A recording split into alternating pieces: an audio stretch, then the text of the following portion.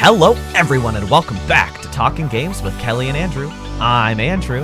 And I am Kellie. Kellie? Yes? You're married. Yep, I sure am. I can believe it. I was there. But that's why we've been gone. That's why we've been gone. People know, right? People listen. Yeah, I think a lot of the people who listen probably know us in real life. So they probably know that I had kind of a big life event happening last weekend. So we also told them that we'd be gone. That's true. But I also got sick. So that's why we're a little bit later than our usual Tuesday episode. Yeah. So please forgive me for my transgressions, audience. I apologize. Do you know who's not going to forgive you? Who? Jim Ryan. Mm. One day after Kellie made jokes about assassinating What? PlayStation America president Jim Ryan. Okay. Please don't implicate me. He's retiring. He's not dead. Right. But when I saw a text from friend of the show Cameron that said, "Oh my God, Kellie did it," with a URL, I thought Jim Ryan died, and I was gonna be frightened. Yeah. But no, Jim Ryan is simply stepping down. He's retiring. This is not him. Well, maybe he's leaving in shame. I don't know. Publicly, they're just saying that he's retiring, so there will be a new president of the Sony Interactive Entertainment division soon. I hope this is good news. I'm not even really sure what any of this means anymore, you know? What does a CEO really even do at a video game company? What do CEOs even do at any company? He shows up daily and goes, live service, and then he goes home, I think.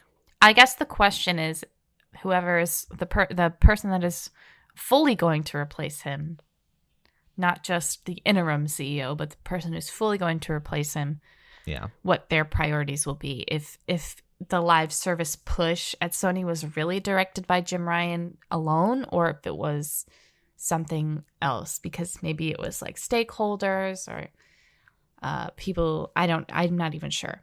So my thoughts are, I don't really know if this is good news. I couldn't really say. We're not going to know for a long time anyway, because he's retiring in April.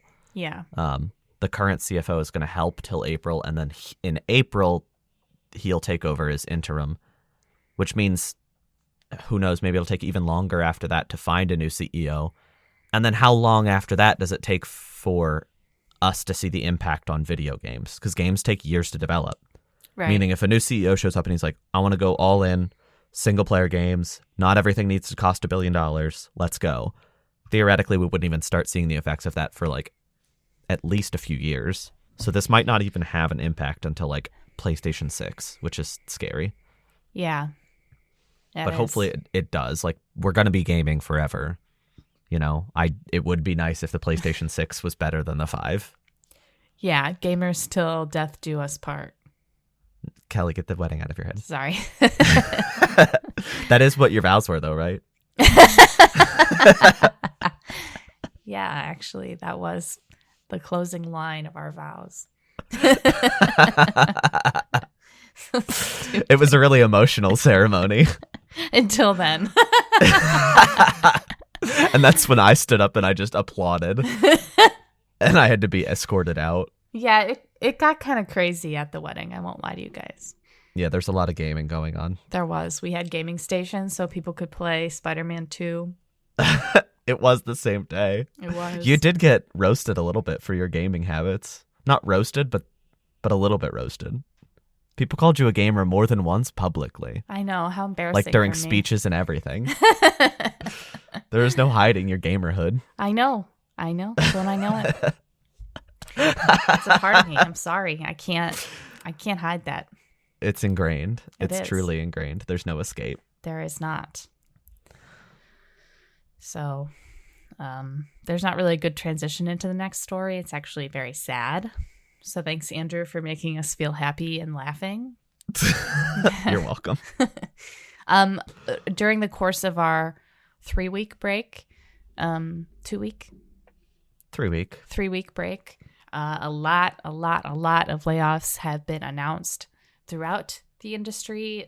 Some really big ones include, Epic Games, Naughty Dog, Telltale. I mean, Epic Games laid off 16% of its workforce, Jeez. which is a lot. It's also like hundreds of people, right?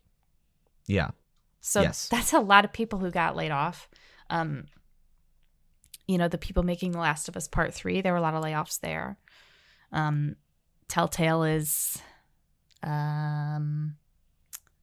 well, we were kind of talking about it before the show started. Telltale has been like absolutely gutted. So I'm not really sure what the future of that studio is going to be. As a studio that's already been through a lot, I'm not really sure what they could do here. So yeah, no, I don't think it's that. I don't think that's good. No.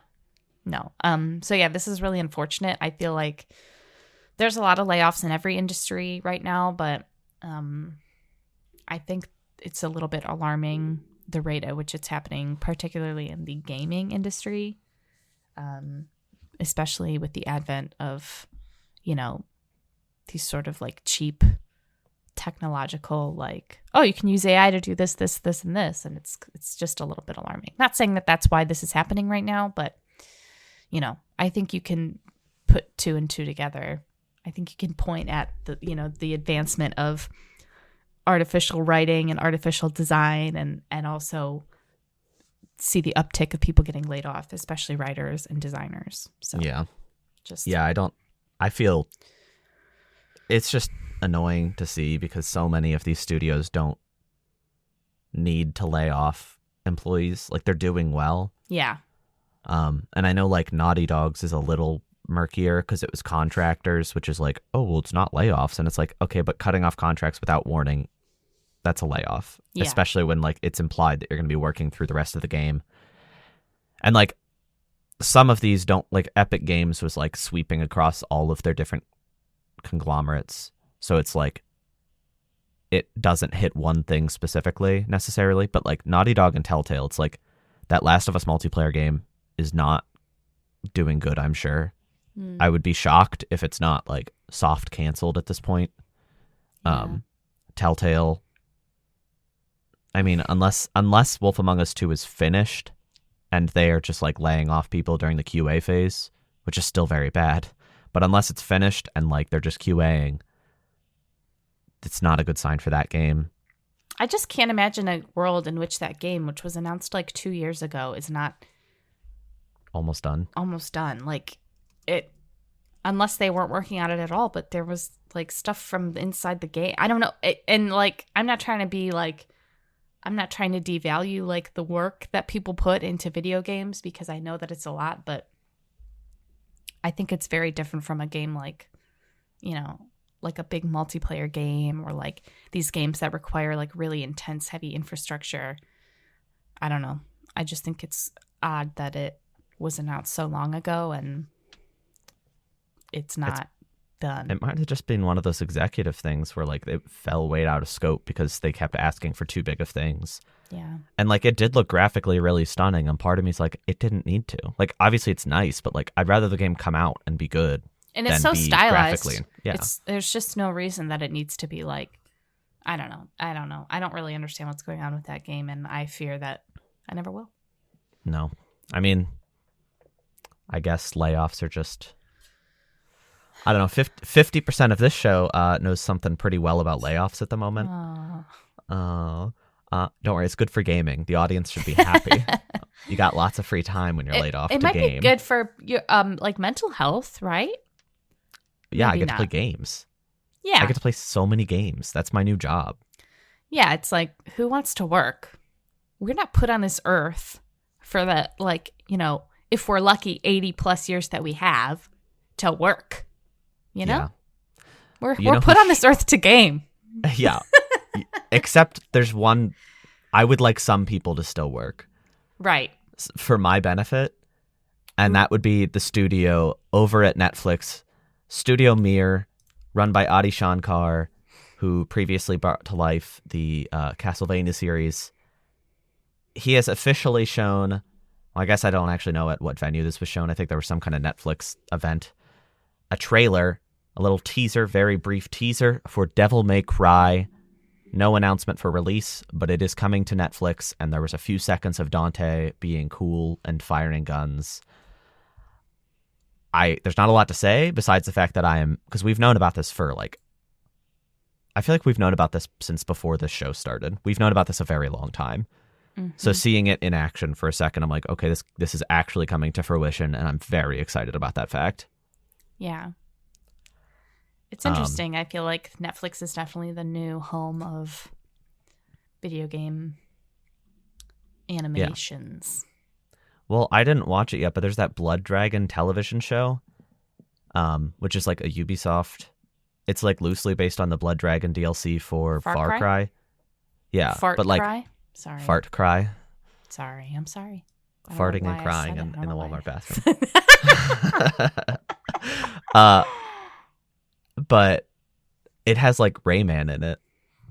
Yes. As like a mobster. I saw that on Twitter. I saw it and I was like, what am I seeing? I saw a very unique and interesting screenshot on Twitter.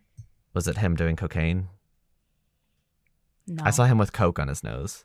I saw him eating sushi off of a cow's an anthropomorph. You got this. Big breath.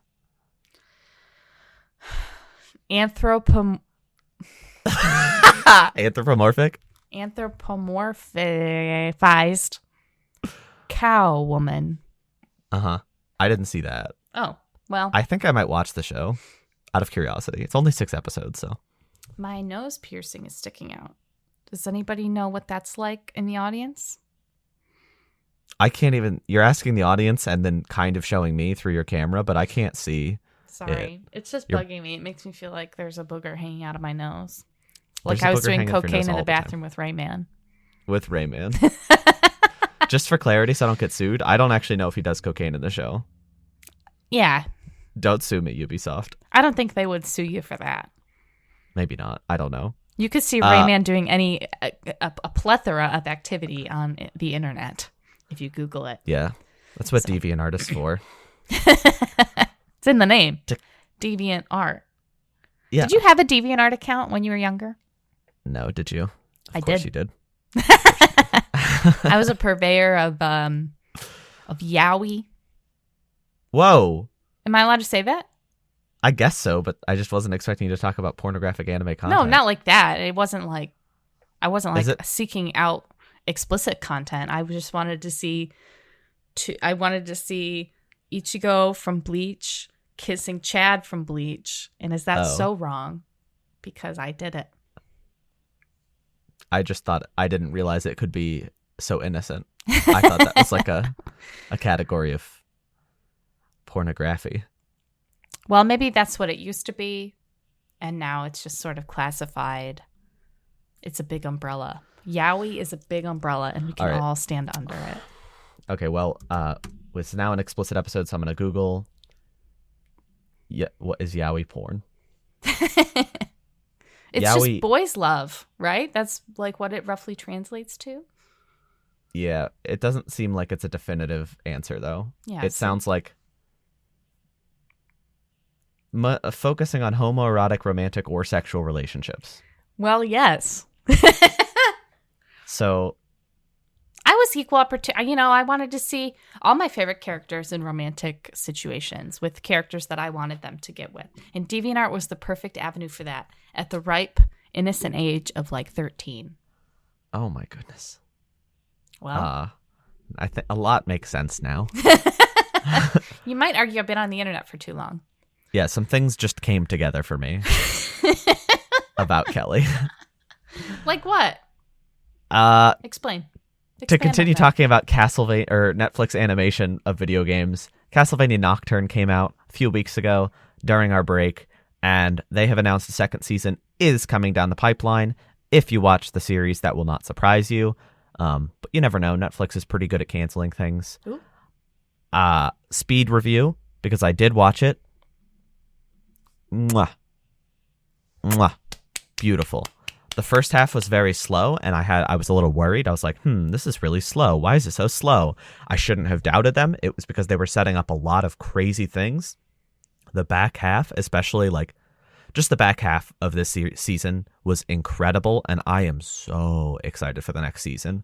It was not a particularly happy season because it wasn't like fight the bad guy, win. It was like setting up a villainous force, which means there is no real resolution. It's more of a prologue. And I think it was really bold, really exciting. There were some really unexpected turns.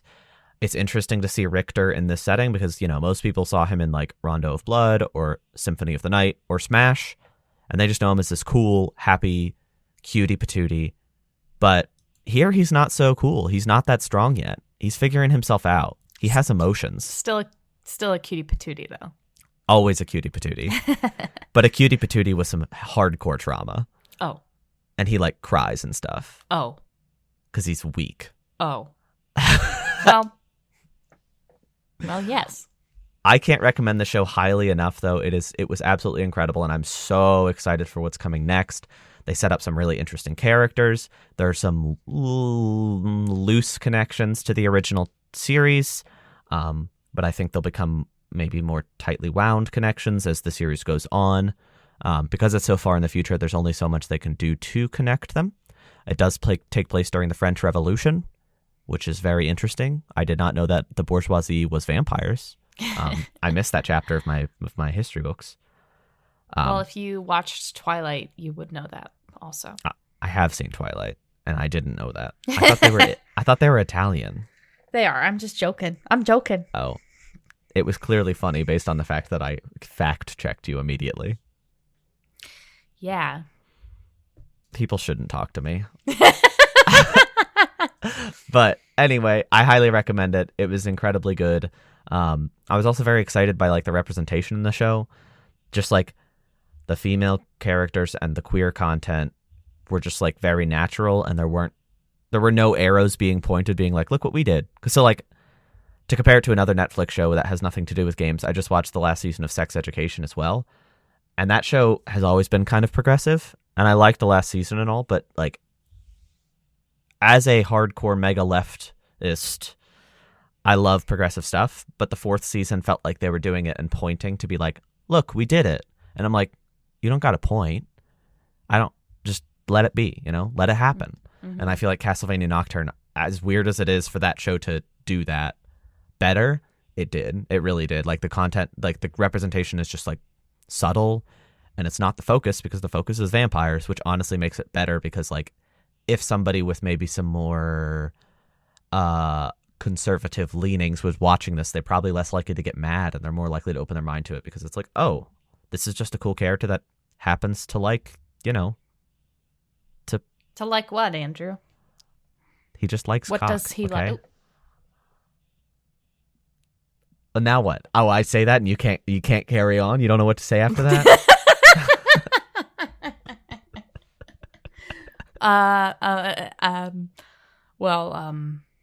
Yes.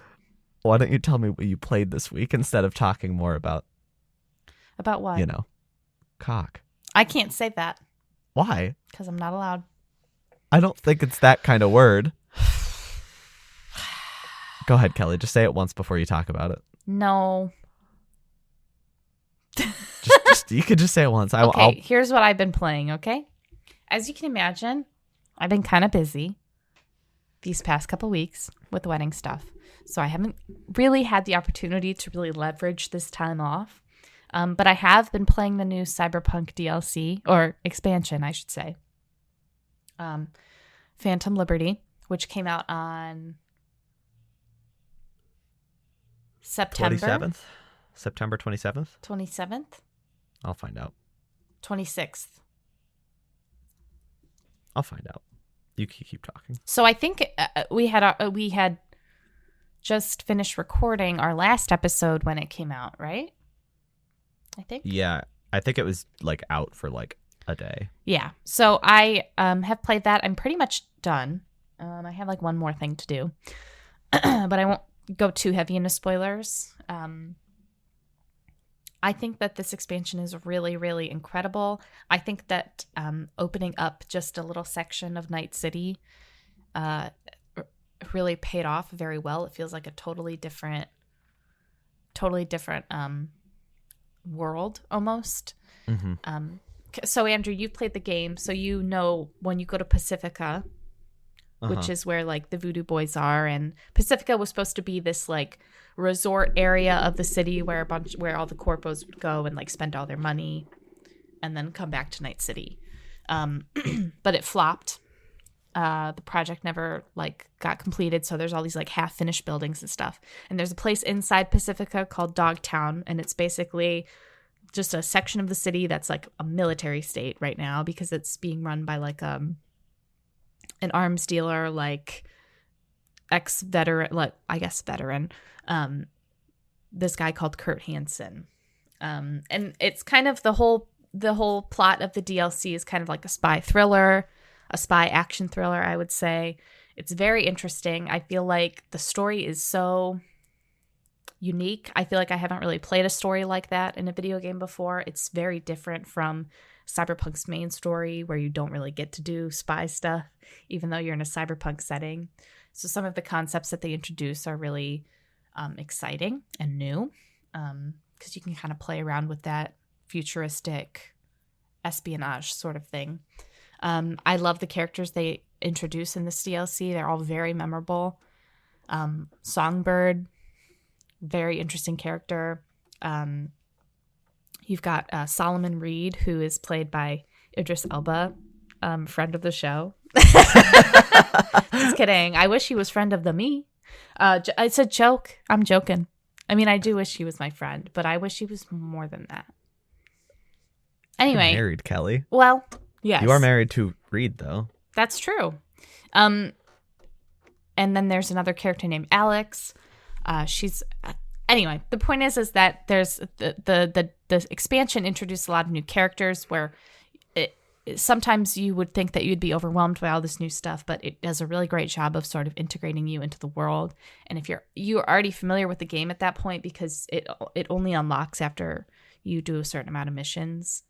So you're familiar enough with the world and the characters and your character to feel a little less overwhelmed. I'm always a supporter of time locking DLC or expansions to when they make sense in the story. I thought Keanu's inclusion in Andrew doesn't like Keanu in Cyberpunk very much, but I thought his inclusion. It's just a mild indifference more than anything. Right. I thought his inclusion in the DLC was really expansion. I keep calling it a DLC, which is technically what it is, but his inclusion was really well done because you think that, he's an actor. They probably paid him a lot of money to be in the base game. Probably not going to get him back for the expansion, but they did. And I think hearing more of his backstory and more of his like actual mentality, not just like some of the like fake anarchist stuff that they sort of incorporate in the base game, but hearing more of like his actual mentality helped a lot to ground the character a little bit more, made him feel a little bit more real to me. Because that's very good to hear. Yeah, because when you play the base game, it's like, oh, it's Johnny Silverhand. He's such a jerk. Yeah. And it's like you don't get along with him for a long time. And if you do get along with him, the payoff is really, really nice at the end. But most players don't really have a strong motivation to because he sucks. He's just not a nice guy. And a lot of the times his suggestions are just like wrong. Like he'll be like, you should do this. And then you do it and you flub the whole quest. And he's like, I didn't do that. It wasn't me. And it's like, well, it was. But, I think another really strong part of this expansion is the side gigs. They are a lot more in depth than they are in the base game, mainly just because there's not as many. There's like a few main story missions throughout the DLC, and each one unlocks like a new series of side gigs. And they're just very different from anything that you play in the base game. There's, for example, and I won't get too spoilery, but there's one where you have to go to this building and what it is that these people will like invest in these children athletes like early on in their careers, and this building that you're going to is this big training facility where they put like implants in these kids, these like young children, so that they can grow up and be better athletes. But there's this whole moral dilemma because it's like, okay, well, a lot of these kids are coming from poverty and this is their opportunity to get out of it. And you kind of, as you go through the gig, you kind of have to make the decision at the end, like, do you shut it down? Do you keep it going? Do you help this one kid? Do you help this one lady? Do you take this deal? There's a lot of options in the side gigs, which I really enjoyed because there are a lot of options in the base game, but it's usually like there's like 1 or 2 ways to solve a side gig. I feel like in Phantom Liberty, there's like 4 for each side gig, which is interesting. And then there's one where there's like this boxer and he's been throwing fights and because he's like affiliated with the gang and you can kind of help him get out of that, or you can get him killed on accident, which I didn't do.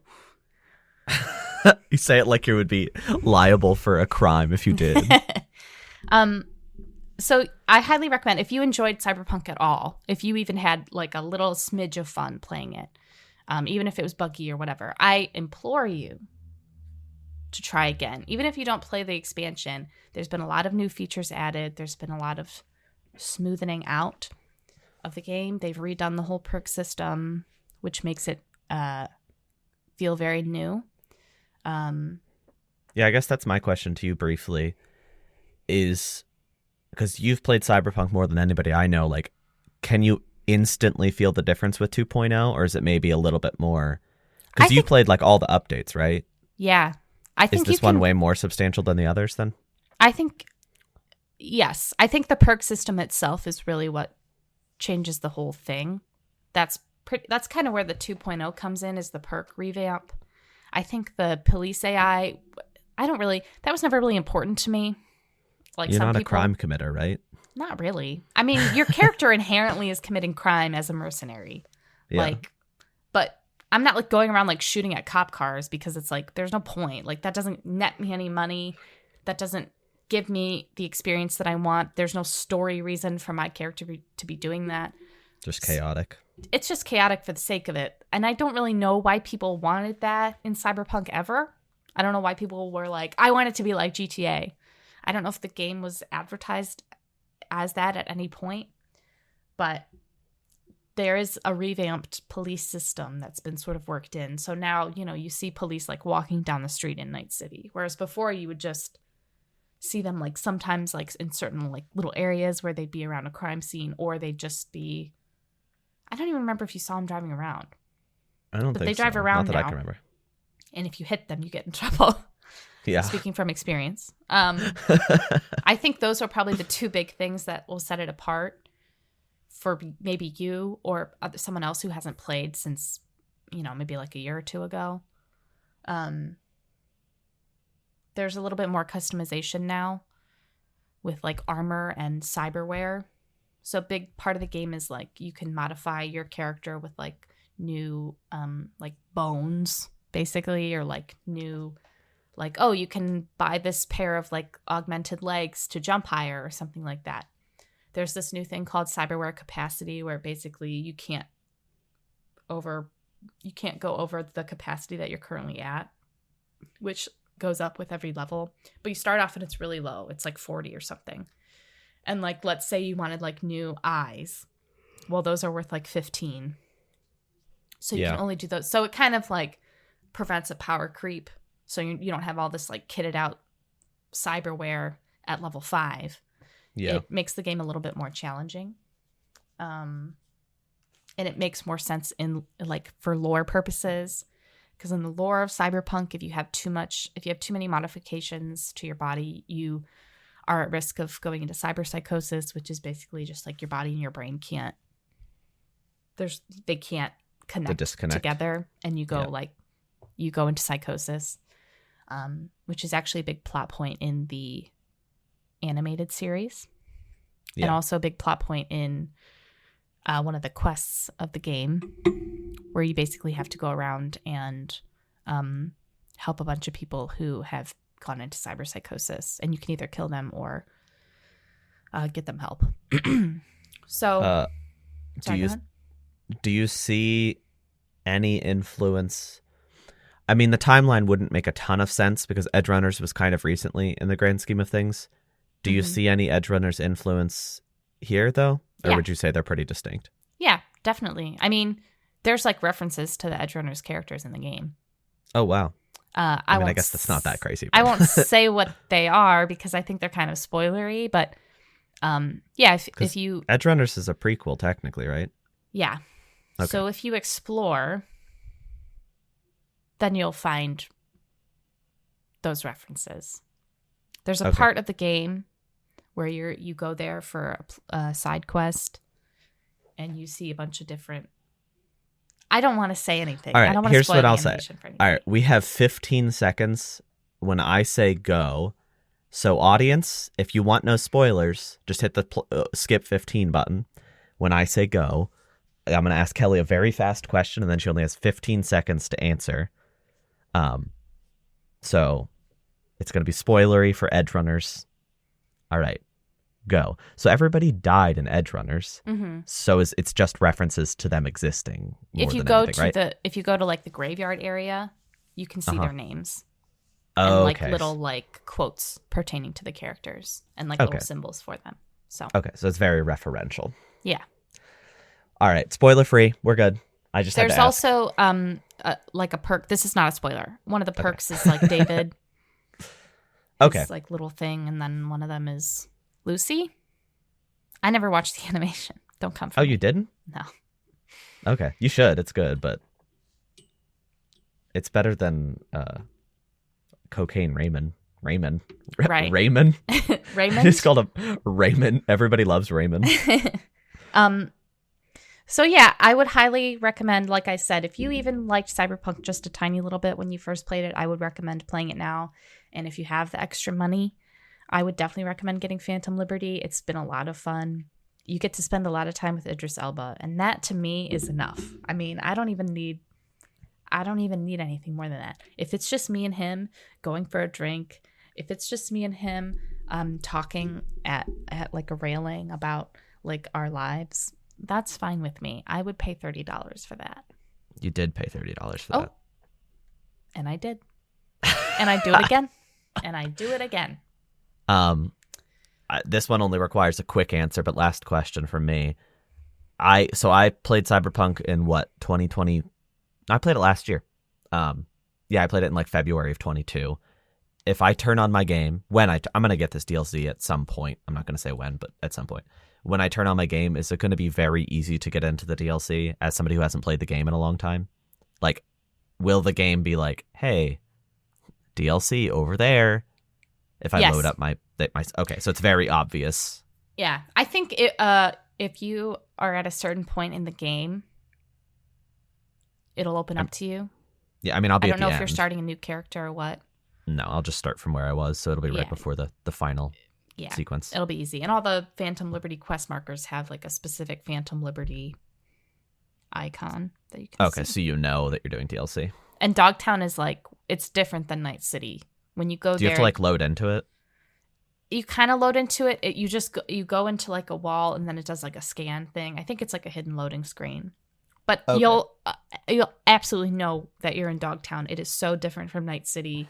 It kind of reminds me of like, do you remember the movie District 9? Did you ever see that movie? I'm familiar, but I didn't see it. It's kind of Does like it that. remind Like of that? it's futuristic, but it's like there's a lot of like, it's like kind of a. I mean, you Grody. thought Night City was depressing. Dogtown is very depressing. Yeah, I'll be playing it, especially after your review, but I just don't know when exactly. I Yeah. don't know if I want to play that or Baldur's Gate 3 first, once my game well dries up. Yeah, right? That's really tough. I would say maybe Phantom Liberty first because it's definitely shorter. It will A not lot take shorter, you as long. It will not take you as long. And it's just a different vibe than Baldur's Gate. If you play Baldur's Gate first, all you're going to want to do is play Baldur's Gate for like Yeah. a year. Like some people in the show. Oh. Somebody loves it's Kelly. Well, I haven't played Baldur's Gate 3. Of course, Kelly's the one who loves it. Well, yes. I played a game or two. Right. Well, we've been off for part of me's like, wow, I played so much in the past week, and I'm like, we've been off for like a month, so that makes sense. Yeah. So I'll kind of speed round this a bit because it's what 1, 2, 3, 4, 5, 6 games I'm talking about. One of them I already talked about. So just to close out real quick on Sea of Stars, I finished it. I maintain the same opinion. Exceptionally beautiful game. Music's incredible. The combat, it feels really nice. The story was kind of not my favorite thing in the world, but the way the characters were written made every scene entertaining. It also is connected to their other game, The Messenger, which is odd because this is like a Chrono Trigger inspired RPG, and The Messenger is a side-scrolling like Ninja Gaiden inspired game. So it's interesting that they're connected, and I guess there's DLC coming down the line that's going to connect them like directly instead of like kind of an implied thing. So I'm curious what that'll be. If it's free, I'll definitely get on that. But I really enjoyed it. It's on Game Pass. It's on PlayStation Plus Extra. Check it out if you have those things. I had a fantastic time. It was shorter than I expected in a good way. It took me like 22 hours. I'm going to double check while I continue to talk. But it was very much worth my time. It didn't overstay. The only thing was that there was a secret ending that would have required me to play like another like 10 hours or so, which frustrates me when a game's like, oh, you have to do some extra things for the secret ending, and it'll take you like almost as long as the game itself. Yeah, that's annoying. I was spot on. It took me 22 hours to finish. Wow. So, and I just watched the secret ending on YouTube. But it goes some interesting places, and I really did enjoy it. So I highly recommend it to anybody who is interested in that like old 16-bit RPG style. Or if you don't have experience with that, but you're curious, it's on those services, so you can try it out. It was wild to me, like looking at the trophy statistics. This game had a drop off, which makes sense. Any game that's like on a premium service like that, people are way more likely to try it, but by extension, way more likely to drop it, you know? Like if a game's for sale only, people are much more likely to hold to it because they paid. Yeah. But like there's like a drop off, like 75% of people get the first trophy, which you get like an hour in. So I'm like, okay, 25% of people dropped off within an hour.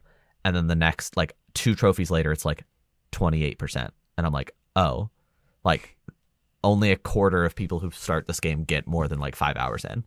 Yeah. But I think it's just a long and kind of intimidating game. So that makes sense. I also played a little indie game called Storyteller. This game came out a while ago. I believe last year it came out. It's available on a ton of stuff, but it's this cute little puzzle game where you have story panels and you have to drag in 1 or 2 characters per panel and an action. Sorry. There's a dragon in it. So like it's based on old folk tales. So like for example, it'll be like, well, I'm looking at one right now, and it says the witch becomes the mirror's favorite. So, you know, think of Snow White. You put the mirror down, you put the witch down, and the mirror's like, no, you're ugly. And then you have to make the witch angry. So you put her in a scenario with Snow White. Well, it's just a princess. So that she turns her into a frog. And then you go back to the mirror, and the mirror's like, okay, now you're hot. Because the princess is a frog, now you're hot. And there's just a huge variety of different things. There's murder. There's like espionage. I don't know if that's the right word. You can play it on Netflix. Oh, is it on Netflix? Well, I was looking up a trailer because I like to see trailers for games that you talk about that I don't know anything about. Because this did not look familiar to me. And it's like on Netflix. It says play now on Netflix. Extremely. My recommendation has just... Oh, yeah, it came out a month ago. I played it on Switch. My recommendation just tripled because I played it on Switch handheld, which I do not do, but I was just like, I feel like this needs a touchscreen, and it really improved it. My recommendation just like tripled, quadrupled. If you have Netflix, log in on your phone and download it. It's a really good game. It only took me like an hour and change to finish. But it's a really satisfying little puzzler. Yeah, like seriously, I highly recommend this game now. I'm not going to talk too much about it because it's on Netflix and like it's really cute. Yeah, I think you'd like it a lot, Kelly. I think it's a very good little like experience. So I'm not going to talk a ton about it because I'm just going to pressure Kelly into playing it. Oh, I forget. Like I don't hear when games come to Netflix. Like I don't know that. I know that Netflix has games, but like I didn't know this was on there. Yeah, that's funny. Yeah, it's a great mobile game. I mean, I played it on Switch, but I wouldn't want to play it on PlayStation. I would want to be able to touch the screen, which is rare, but it's just the way it's built. It's clearly meant for a touchscreen. Next game I played was Cocoon. This was the new game from the lead gameplay designer behind Inside. He worked with Annapurna Interactive to put out Cocoon, which is another puzzling game. You play as a little bug man, little bug dude, kind of like a moth, and you carry around these big spheres, colored spheres, and the spheres have special powers. So, like, for example, if you have a red sphere on your back you're carrying, and you walk up to an unfinished bridge, it will finish the bridge for you while you have it on. So if you set it down, you can't get over that bridge anymore. You have to be carrying it. There's the green one that can create new platforms out of nothing. There's several spheres and they all have their own powers, but the whole gimmick of the game is that there are specific platforms you can set these spheres on and then dive inside them. And inside them is a whole nother world of puzzles. So you start with just one sphere. Well, actually, you start with no spheres, and you find out you are inside the first sphere. So after you do some puzzles, you escape, and you're like, okay, you were just inside that sphere, and now you're in, like, an overworld. Okay, you keep exploring. Turns out you're inside another sphere, and then you do a ton of puzzles inside that sphere. It's extremely difficult to explain, and it's a very heady concept, but when you are playing it, it just clicks. It makes perfect sense. It is not complicated. The puzzles are difficult, but also extremely accessible, where, like, it'll, like, lock the door behind you when you enter a space, which is very helpful because you won't question, like, oh, do I have the right tools? Oh, am I in the right place? The game's like, you're in the right place. You have the tools. Go. Which makes you feel a lot more confident in your decision making. The visuals are very, very good. They're interesting. It's kind of like a simplistic art design. There's basically no story. There's, like, some implied elements, but it's, like, no story. So if you're a huge fan of Inside, you might be disappointed by that. It feels like this is the best part of the gameplay of Inside, kind of distilled into a new idea, but the story is not there, which sucks because, like, Somerville came out last year as well, which, I played that. Did you? No. Didn't you say it was really glitchy? It was, Or well, I buggy? played it on Xbox One, and it was bad. The performance was it was just, like, running really slow all the time. Mm-hmm. I think if you played it on PC or Series X, you'd be fine, or on PlayStation 5 now. But the story of that one was kind of interesting, but the gameplay just felt bad, so I ended up not being able to enjoy the story. Part of me is like, dang, I wish you two stayed together at a different studio, because you could have, like, put this really special thing together. The thing about Cocoon is that, you know, when you're playing a video game, the gameplay usually comes first, you know? This game doesn't have many story elements, but the gameplay is so incredibly satisfying. Like, this game is Game of the Year contender, honestly. Which, I mean, there's a lot of Game of the Year contenders this year, but this game will be up there for me because it just felt so satisfying to do all these puzzles. They're extremely complicated, but in a way that's very easy to get into. The whole sphere system is very odd. It's something you would never think is, like, sometimes it just gets so layered because you have, like, 4 spheres at some point, and they all have worlds inside them, and sometimes you need to be diving worlds within worlds within worlds to make something happen. Like, you could be, like, 3 or 4 layers deep, and it gets very complicated, but it's still accessible. I don't know how they did it. It's just, like, mastery of game design here. Truly mastery of game design. And I enjoyed it very thoroughly. It took me about 4 hours to finish, which is perfect. I think if it was longer, it probably would have gotten a little too complicated. I very highly recommend it, though. It's on Game Pass, so if you have a PC or Xbox, it's worth looking into. It's quick. The main character is super cute. It's also fast.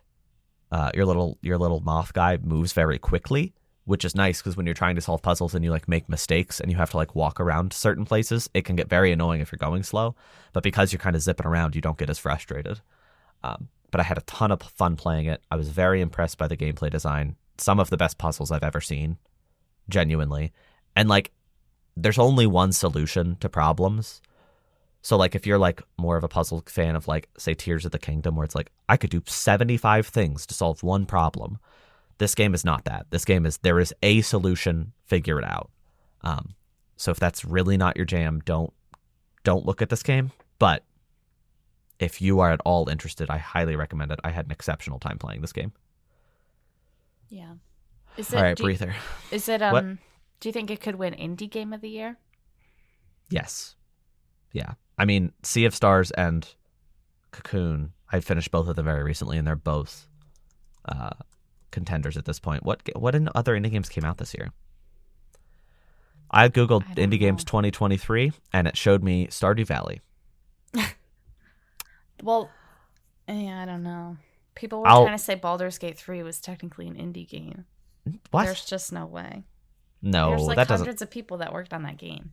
Yeah, I think being an independent studio and being an indie game are different. Yeah, I think Baldur's Gate 3 is probably in contention for Game of the Year, not just Indie Game of the Year. Definitively, yeah. I would not call that. I would say that's an unfair advantage to it too, because like Baldur's Gate 3 versus Tears of the Kingdom versus like Resident Evil 4 is gonna be interesting. I think if you put it up against a bunch of indie games, it'd be kind of an unfair bludgeoning. Yeah.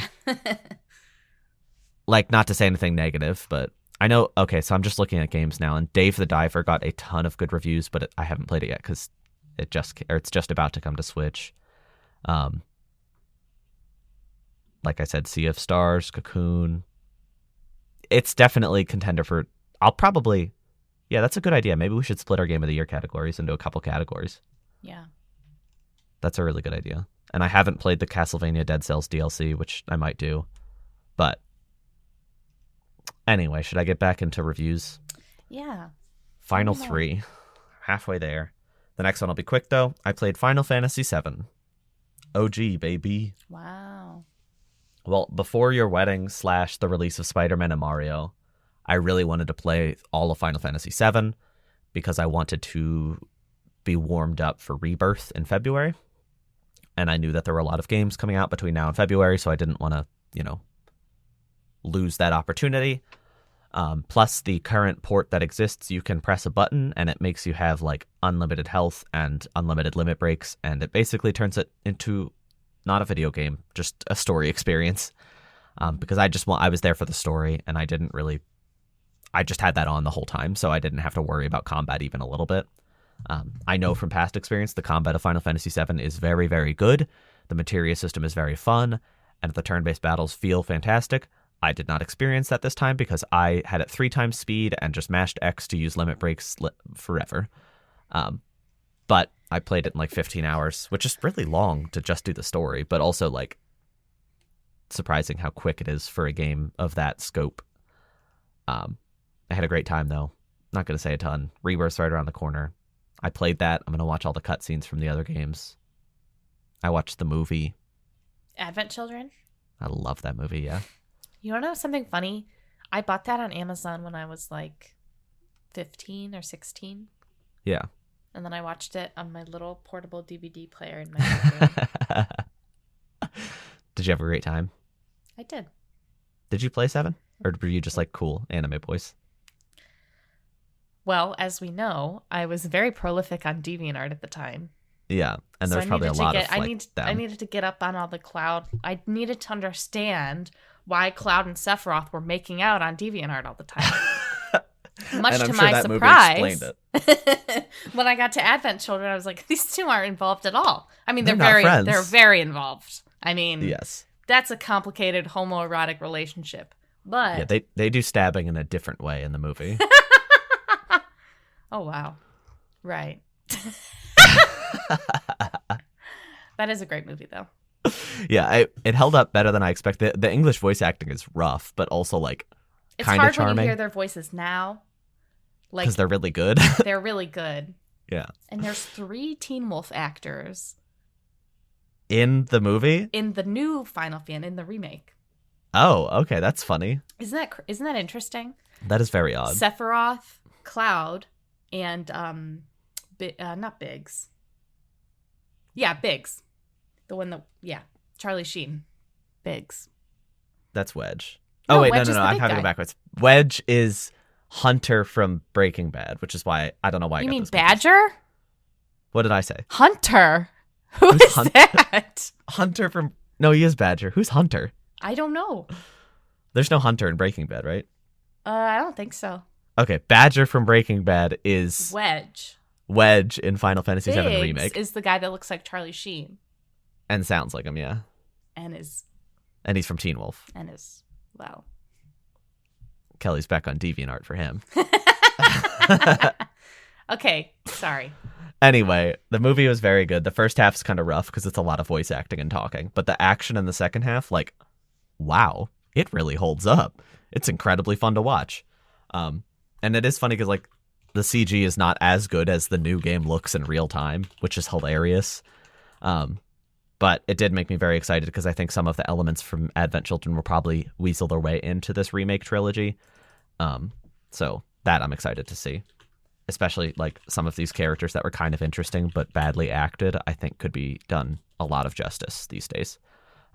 No fault to the actors. They were just acting in a very 2004 anime way, which didn't fit like the semi-realistic look very well. But alas, I highly recommend playing Final Fantasy VII. It's also on PlayStation Plus. If you don't want to, though, play Remake. You'll be fine.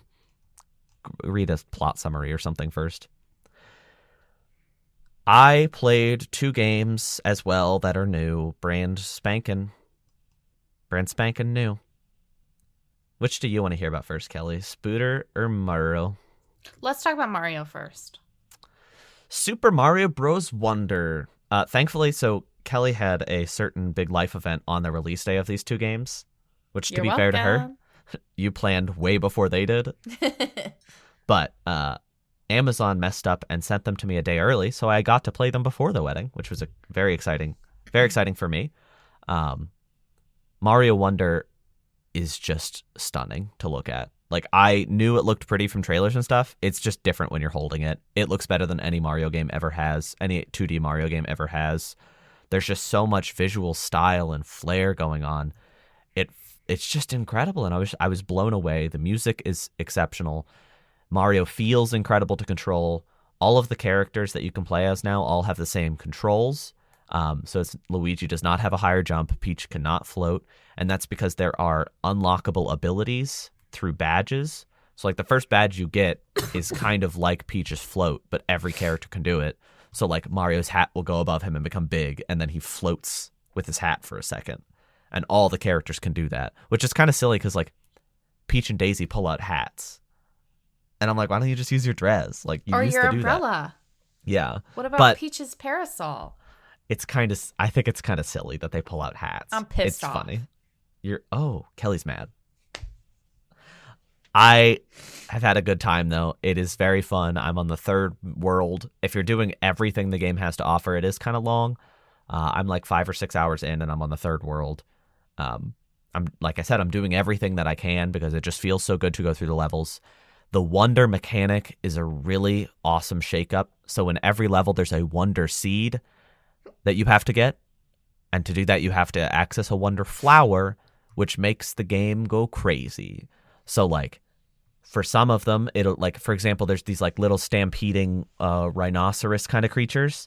And if you get the Wonder flower, oh no, there's a giant stampede. There's like 24 of them chasing you. And you can like ride on their backs like a train, jump over all this cool stuff. There's other ones where you like, one of the craziest ones I've had so far is it turned into a top-down game. So it's still the same game, like it looks the same, but all of a sudden you're controlling it like a top-down game.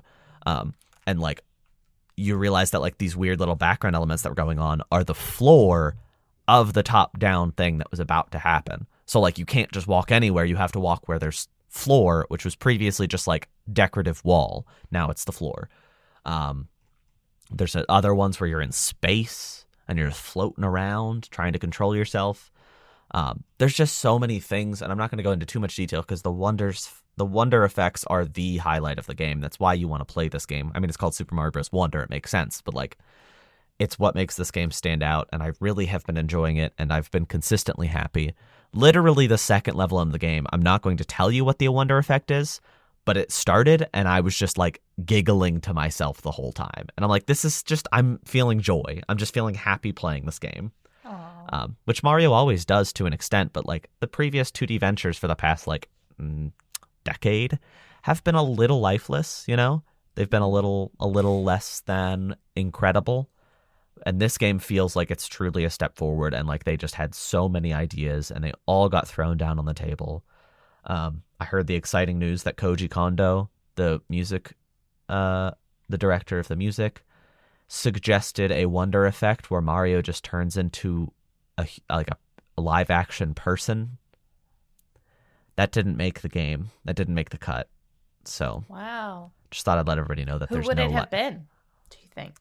I don't know if they thought that far ahead necessarily.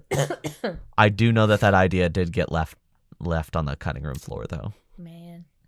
So, but there's so many things going on, and I'm like less than halfway through, but I just love picking it up and playing for a bit. And like, it's the kind of game I don't love to binge. I kind of like playing like 3 or 4 levels and then being like, okay, I'm done, and then come back later. So that's why I'm not further.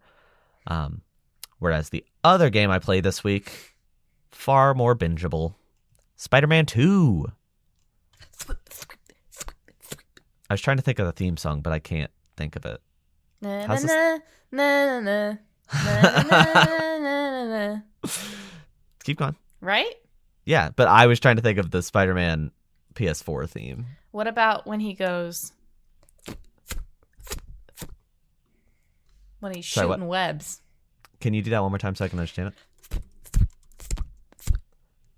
Oh, okay. I understand what you mean now. You know? Yeah. Wait, I got it.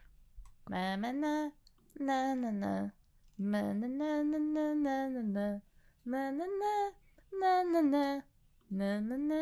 na na na na.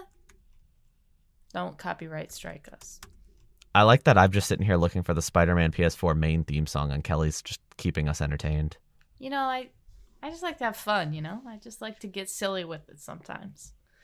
Sometimes you just gotta get a little bit silly with it, you know?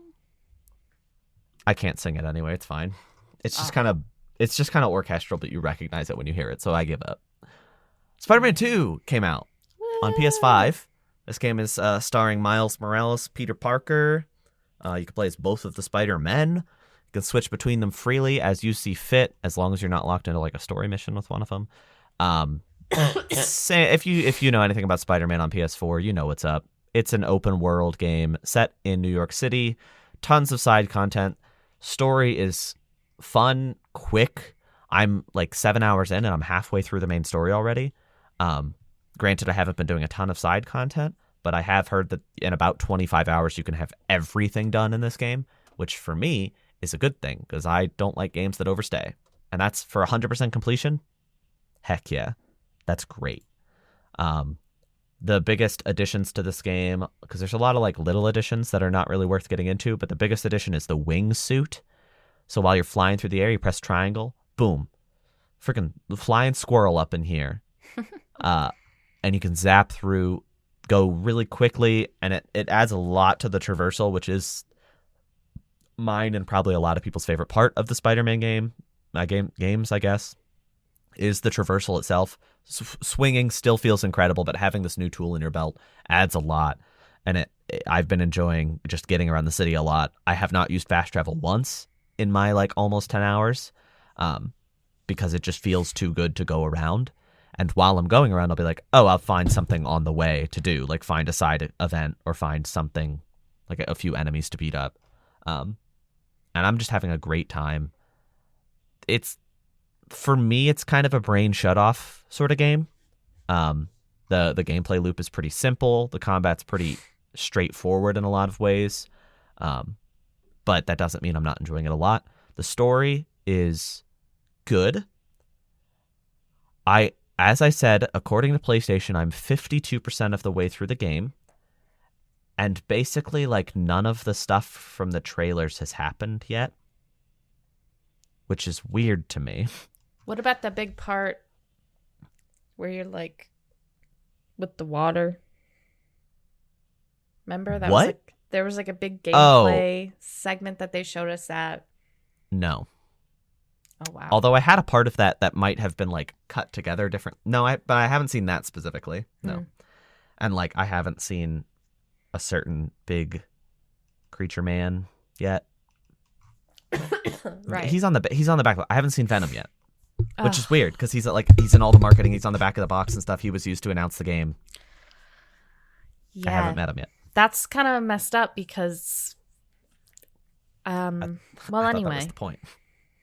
But they're also, like, from what just, like, the past 2 story missions I did, it feels like the story is starting to kick off. It was sort of slow to start, but the gameplay itself was so satisfying, and like these characters are very well acted. They're cutie patooties, both of them. Spider-Man's new design has fully, well, I should say Peter Parker's new design has fully grown on me, because I know they changed him quite substantially with the remaster on PS4, or technically on PS5. I'm now okay with him.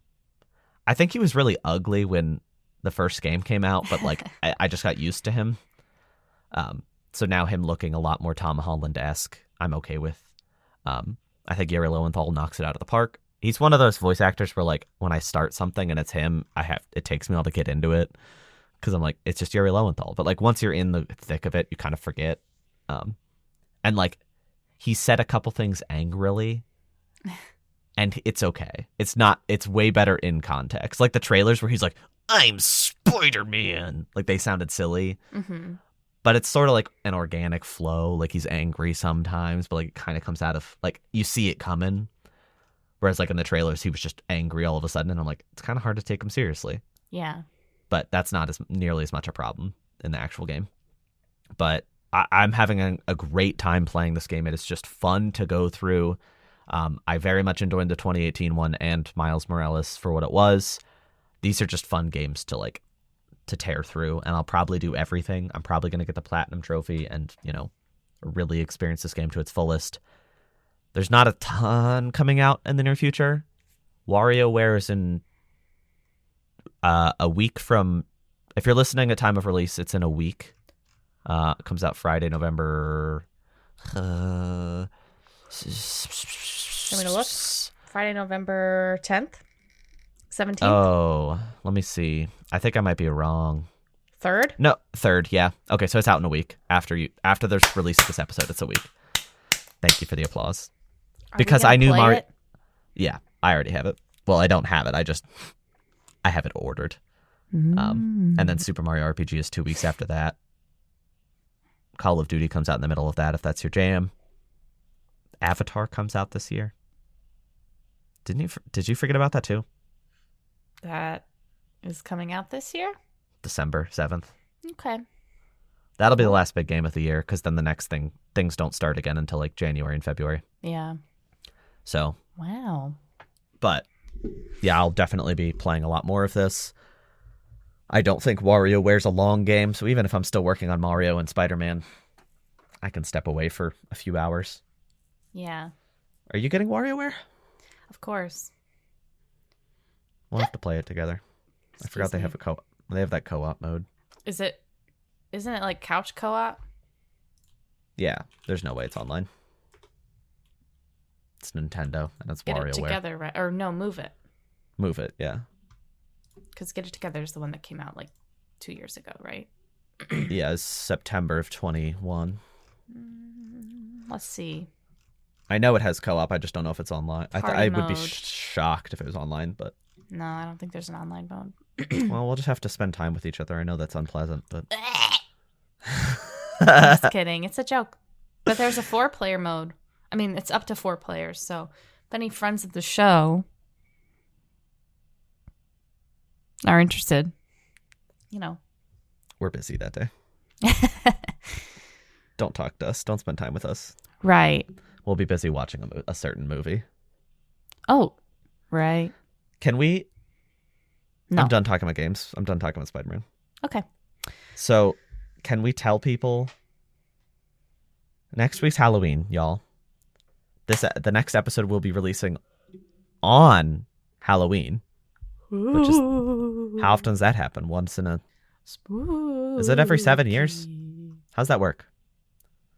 No, because of leap years. When is Halloween on a Tuesday? Ooh. I'm just curious. There's a But ghost in here. we always do... I don't care anymore. Also, I Googled it and a bunch of ghosts came up from the bottom of Google's screen. Now you're going to Google it. Google when is Halloween in... You probably just Google Halloween and it happens, I bet. Oh, they're so cute. There's a little kitty cat. They were very precious. Wow. So, Thanks, Google. Kelly and I, there's no big horror games to play. Well, Alan Wake comes out on Friday, but I'm not playing that. Are you playing that? I kind of want to, but I'm also kind of broke right now, so. Yeah. It feels like the kind of game that should be on Game Pass because I want it to be. Yeah. Maybe I'll play it and then talk about it the next week. The week after. Well, then it's going to be November. It's not going to be spooky anymore. It will still be Alan Wake 2 will probably be well received. So. Yeah. Which is funny because like I watched that there was an Xbox show today, which we didn't talk about because there wasn't anything. They showed Metal Gear Solid 3, but they didn't really show Metal Gear Solid 3. But there was an Alan Wake trailer to close out the show, and like it was really long, and I was like, guys, this game's out in like less than 48 hours. Yeah. Why is this the show closer? That's interesting. I guess it's the launch trailer, right? I guess, but it was also like an odd trailer. It was like a pretty well cut together trailer, and then it cut to like 2 minutes of uninterrupted gameplay, and I'm like, why is this like two trailers strung together? And it looked good. It looks good, but like I'm like, this game's out in 2 days. Just less than 2 days. Like it was at noon, which means it was out in 36 hours. Yeah. Come on, guys. Come on. Anyway, so Kelly and I needed something special to do for Halloween, and I begged her. I begged very thoroughly that we would both watch a certain film that comes out the same day as Alan Wake 2. And she agreed. So next week, we'll be back for our October 31st special, Halloween. And we'll be reviewing Five Nights at Freddy's, the film. Ooh. Da, da, da, da, da, da, da, da, da. That's the song, right? Yeah, I didn't know what you're doing. It's like the song that plays in Five Nights at Freddy's when Freddy's coming to get you. Yeah. I would let him get me. Is he part of your deviant art tastes as well? Thank you guys so much for listening to this week's episode of Talking Games with Kelly and Andrew. Wait, I have one more thing to say. Okay. Boo! Ah! I'll save it for next week.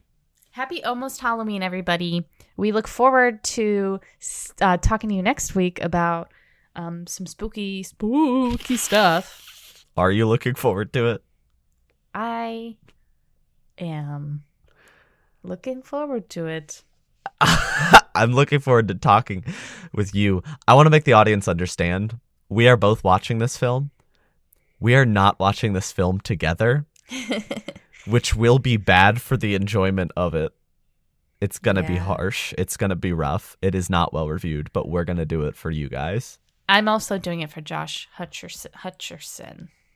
I like him too, but that's also a bad reason to watch a movie with the reviews that it's getting. I bet that song's in there. Yeah. What if we like it? What if I love the Five Nights at Freddy's movie? I don't know. I'm willing to give it a chance. I mean, whatever, man. I don't think Five Nights at Freddy's, it's such a phenomenon. I'm not engaged to that level that some people are. I know you're married. Oh, that's really funny, Andrew. You're welcome. Keep going. So I don't really know. I feel like I can sort of look at it with a different eye than maybe people who are fans of the game series or maybe just people who are like trying to watch a scary movie. So, I mean, it's on Peacock, so we don't have to pay to go to theater. I would not pay to go watch this in a theater. It's just such a unique, it's shocking to me that it's been made into a movie because it's such a unique experience. Like the video game, it's so reliant on the player being in control. And when the control is ripped out of the player's hands, I feel like it might not translate super well. And maybe that's why the reviews are so low. It's also a big cast, which confuses me. PG-13. It is not. It is. No, really? Yeah. Mm-hmm. Yep. That's awful. They had to appeal to the children that are obsessed with that series. That's insane. That is the most surprising thing I've heard. Are you kidding me? No. How do you make a PG-13 movie about a children being killed? That's a great question. The games are not rated teen. Are they? Know. Well, maybe they are. Let's find out. It's not like there's any swearing or And all the violence is kind of alluded to, you know? I guess they're just so violent. It's rated teen. That's crazy. Hey, you know what, though? On IMDb, it has a 7.2 out of 10. FNAF fans... Okay, here's the problem. Critics are going to hate it because, of course, they're going to hate it. FNAF fans are going to love it because, of course, they're going to love it. You and I are neither of those things. What are we going to think? I don't know. We'll have the most valuable opinion, actually, out of anybody. You might be right. I am right. Nobody in this world will have a better opinion than us, which is generally true about everything. So that's why people listen, because we have the best opinions. That is true. Anyway, I'm still reeling from that PG-13. Are you serious? I was all upset about the 50,000 cast members. I mean, it's like a dozen, but I would assume, like, why does this movie not have one cast member, you know? Yeah. Like, Shaggy from Scooby-Doo will hire Josh Hutcherson, but then it should just be just Josh Hutcherson, right? Because the whole thing is you're all alone. But I guess so, yeah. But there's, like, the kids. I don't really know. But the kids can't die. It's PG-13. Can kids die in PG-13? Maybe in, like, creative ways. Like getting off-screen. sunk into a ball pit. Oh, or being off screen. La, da, da, da, da, da, da, da, da, da. Hey, thank you guys so much. We're talking more about it this week than we might next week. I know. Let's wrap it up so we have something to talk about next week. Besides Five Nights at Freddy's. Yeah. Well, that's all we'll have to talk about next week, probably. Unless there's... Yeah, that'll probably be it. Unless Kelly decides to go a little bit into debt to buy Alan Wake 2. Maybe. We'll see them reviews. Thank you guys so much for listening, and thank you for your patience as we've been off for a little while. I appreciate you allowing me this time to celebrate. I'll see you next week for a very spooky edition of Talking Games with Kellie and Andrew. Boo! And bye!